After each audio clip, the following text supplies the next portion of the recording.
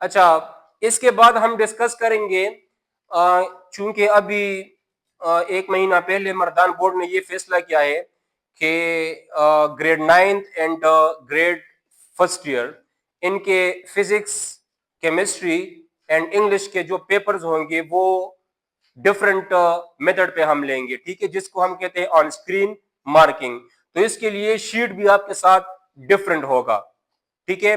ये 3 पेपर जो है ये बाकी पेपर से डिफरेंट होंगे और इनकी जो मार्किंग जो होगी वो भी डिफरेंट मेथड पे होंगी, ठीक है। तो आपने फर्स्ट ये grade 9 and grade first year, ये इन 3 पेपर को इसी के मुताबिक आप इसको अटेम्प्ट करें, ठीक है।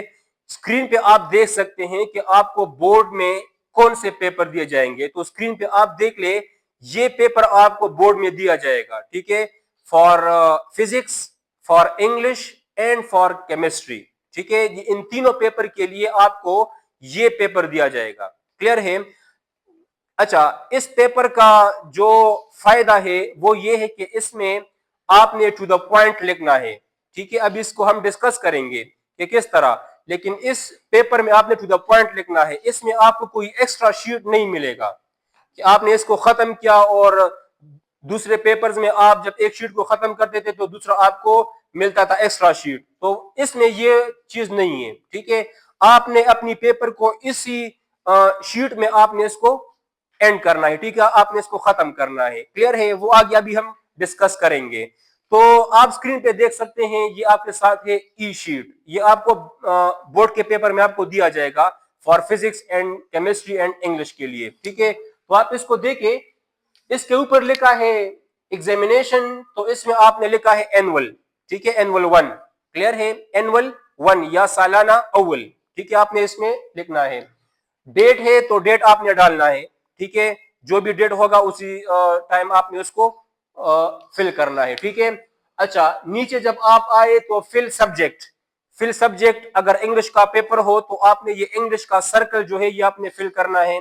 अगर केमिस्ट्री का पेपर हो तो आपने इस केमिस्ट्री का जो सर्कल है ये फिल करना है।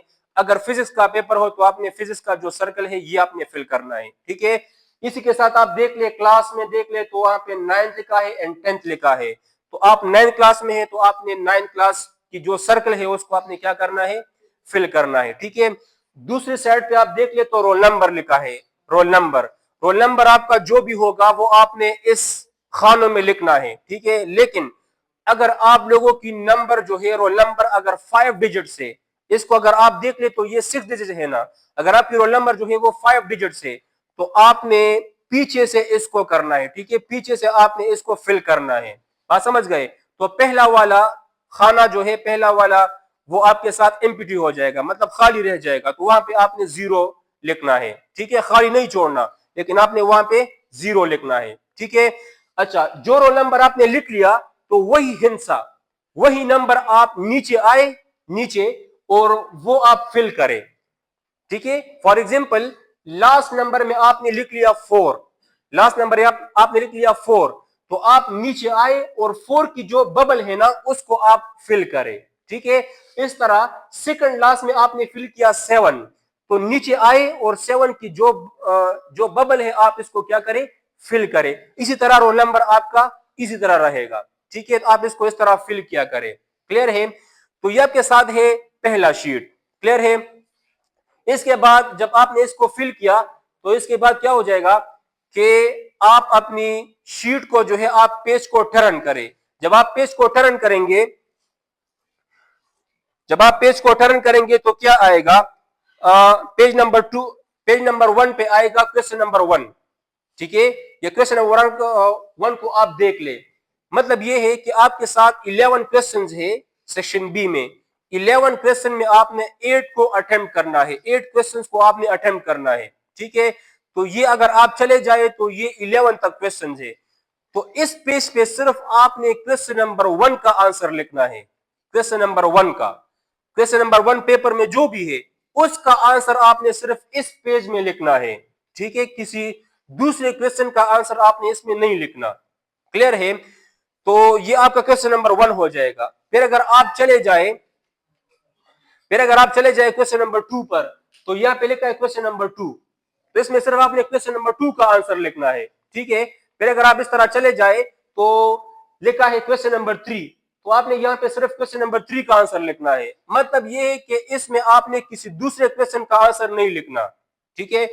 जो भी पेज है ऊपर जो भी क्वेश्चन है तो उसी क्वेश्चन का आंसर आपने इसमें लिखना है, किसी दूसरे क्वेश्चन का आंसर आपने नहीं लिखना, वरना आपको नंबर नहीं मिलेंगे, ठीक है। क्योंकि आप इस पेज के ऊपर देखें तो वहां पे आपको ये क्यूआर कोड नजर आ रहा है, इस क्यूआर कोड में इस क्वेश्चन का आंसर मौजूद होगा, ठीक है। जब वो लोग उसको स्कैन करते हैं तो आपका आंसर इस आंसर से मतलब मुख्तलिफ होगा, तो फिर आपको वहां पे नंबर नहीं दिए जाएंगे, ठीक है ना। जब वो लोग इसको मार्किंग करेंगे ना, तो इस क्यूआर कोड में क्या होगा कि इस क्वेश्चन का आंसर मौजूद होगा। अगर आपका आंसर उस क्वेश्चन की आंसर से मतलब मुख्तलिफ होगा तो फिर आपको उस क्वेश्चन की नंबर जो है वो आपको नहीं मिल जाएंगे, ठीक है। तो आपने क्या करना है कि जिस क्वेश्चन का नंबर होता है तो आपने उसी का आंसर उसमें लिखना है, ठीक है। अगर आपको क्वेश्चन नंबर 5 ना आता हो तो ऐसा ना करे कि क्वेश्चन नंबर 7 का वहां पे लिखे, क्वेश्चन नंबर 5 का पेज आपने छोड़ना है। क्या करना है, आपने इसको छोड़ना है, खाली छोड़े इसको, ठीक है। अगर आपको क्वेश्चन नंबर 9 ना आता हो तो आप क्वेश्चन नंबर 9 की साइड को खाली छोड़ दे, आपने इसमें कुछ नहीं लिखना, ठीक है। तो इसी तरह आप इस पेपर को करते रहेंगे। अच्छा, जब आपने 11 पेजेस को खत्म किए, 11 पेज तक आप चले गए, आपकी शॉर्ट क्वेश्चन जो है वो कंप्लीट हो गए, इसके बाद स्टार्ट होता है आपकी ERQs, जिसको हम कहते हैं लॉन्ग क्वेश्चन, ठीक है। तो वो स्टार्ट होता है क्वेश्चन नंबर 12 से। तो अगर आप क्वेश्चन नंबर 12 पर चले जाए तो वहां पे लिखा होता है, क्वेश्चन नंबर 12 पे लिखा होता है, इसके नीचे लिखा होता है पेज 1 ऑफ 3। क्वेश्चन नंबर 12 के नीचे लिखा होता है पेज 1 ऑफ 3। मतलब ये है कि क्वेश्चन नंबर 12 आपके साथ 3 पेजेस है, तो ये लॉन्ग क्वेश्चन के लिए है, ठीक है, 3 पेजेस। इसमें आपने क्या करना है कि इसमें 3 पेजेस है, ठीक है। इसमें आपने ये लॉन्ग क्वेश्चंस करना है, फर्स्ट पार्ट भी आपने करना है और सेकंड पार्ट भी आपने करना है, ठीक है, इन 3 पेजेस में। फिर जब आप क्वेश्चन नंबर 13 पर चले जाए तो क्वेश्चन नंबर 13 में भी लिखा है 1 ऑफ 3, पेज 1 ऑफ 3। तो इसमें भी आपने क्या करना है कि वही लॉन्ग क्वेश्चन करना है, फर्स्ट पार्ट भी और सेकंड पार्ट भी, इन 3 पेजेस में। फिर क्वेश्चन नंबर 14 पर जब आप चले जाते हैं तो वहां भी लिखा होता है 1 ऑफ 3, मतलब 3 पेजेस है आपके साथ क्वेश्चन नंबर 14 का, तो उसमें आपने वही लॉन्ग करना है, फर्स्ट पार्ट भी और सेकंड पार्ट भी, ठीक है। इसी तरह अगर आपने क्वेश्चन नंबर 12 आपने कर लिया, क्वेश्चन नंबर 13 आपको नहीं आ रहा, तो आप क्वेश्चन नंबर 13 की जो जगह है आप इसको खाली छोड़ दे, ठीक है। फॉर एग्जाम्पल अगर आपने लॉन्ग क्वेश्चन 1 कर लिया, 1 नंबर लॉन्ग आपने कर लिया, 2 नंबर लॉन्ग आपको नहीं आता, तो 2 नंबर लॉन्ग की जो जगह है आपने इसको खाली छोड़ना है, ठीक है। और लॉन्ग क्वेश्चन नंबर 3 और लॉन्ग क्वेश्चन नंबर 4 की तरफ आपने जाना है, क्लियर है ना। मतलब क्वेश्चन नंबर 12 जो है ये आपका लॉन्ग नंबर 1 है, क्वेश्चन नंबर 13 जो है ये आपका लॉन्ग नंबर 2 है, क्वेश्चन नंबर 14 जो है ये आपका लॉन्ग नंबर 3 है, एंड क्वेश्चन नंबर 15 जो है ये आपका लॉन्ग नंबर 4 है। बात समझ गए ना। तो आई होप कि आपको इसकी समझ आई होगी। फिर भी अगर आपको कोई क्वेश्चन हो तो आप लोग पूछ सकते हैं, ठीक है। तो आपने फिजिक्स की पेपर को, इंग्लिश की पेपर को एंड केमिस्ट्री की पेपर को आपने इसी तरह अटेम्प्ट करना है। दूसरी बात जो इंतहाई इंपॉर्टेंट है वो ये है कि आपने इन तीनों पेपर्स को सिर्फ और सिर्फ आपने ब्लैक बॉल पॉइंट पर, ब्लैक मार्कर पर आपने इसको अटेम्प्ट करना है। ब्लैक इसलिए क्योंकि ब्लैक की स्कैनिंग जो है वो अच्छी तरह से होता है, ठीक है।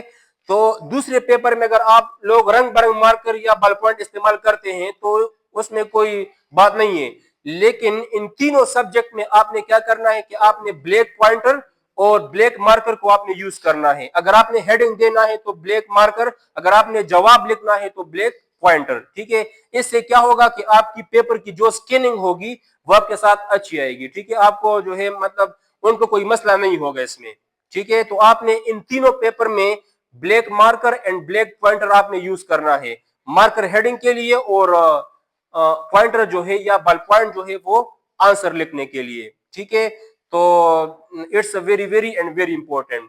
तो आई होप कि आपको इस पेपर की जो पैटर्न है इसकी समझ आई होगी फॉर फिजिक्स, ठीक है।